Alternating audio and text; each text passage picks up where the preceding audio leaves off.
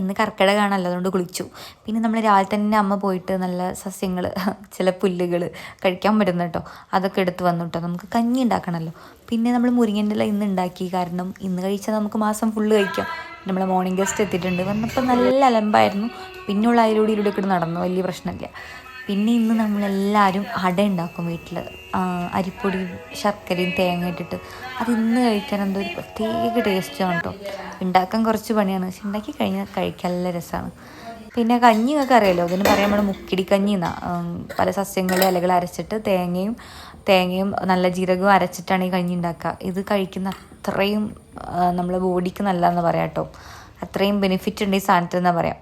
ഇത് ഞാൻ കുട്ടികളെ കാണാൻ വേണ്ടി പോയതിനു, അപ്പം എൻ്റെ കൂടെ ഒരാളും കൂടി വന്ന് ആട് കഴിക്കാൻ.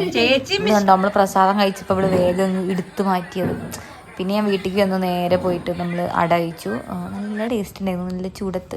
പിന്നെ വൈകുന്നേരം നമുക്ക് ചെറിയ പരിപാടി ഉണ്ട്. എന്താ അറിയോ, നമ്മൾ കലിയന് കൊടുക്കാന്നാ പറയാം.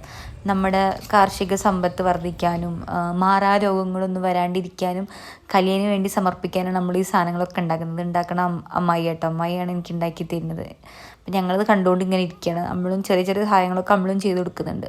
അപ്പം ഈ വാഴത്തട്ടുണ്ടല്ലോ, അതുകൊണ്ടാണ് നമ്മൾ ഉണ്ടാക്കുന്നത് പല പല കാർഷിക ഉപകരണങ്ങൾ. ഇത് കാളയാണേ, കാളക്കുട്ടന്മാരൊക്കെ ഉണ്ടാക്കുന്നുണ്ട്. നമ്മളൊരു ഈർക്കിലിൽ ഇങ്ങനെ കാളക്കുട്ടന്മാരെ കോർത്തെടുക്കുന്നത്, പല പല ഉപകരണങ്ങൾ ഉണ്ടാക്കിയിട്ട് നമ്മൾ ചൂട്ടൊക്കെ കത്തിച്ച് കലിയാ കൂയി കൂയി എന്നൊക്കെ പറഞ്ഞിട്ടാണ് പോവുക. നല്ല രസമാണ്. പ്രകൃതിയാണല്ലോ നമ്മൾ ആരാധിക്കുന്നത് കണ്ടപ്പോൾ ഒരു സന്തോഷം. അങ്ങനെ ഞങ്ങൾ കലീനൊക്കെ സമർപ്പിച്ചു.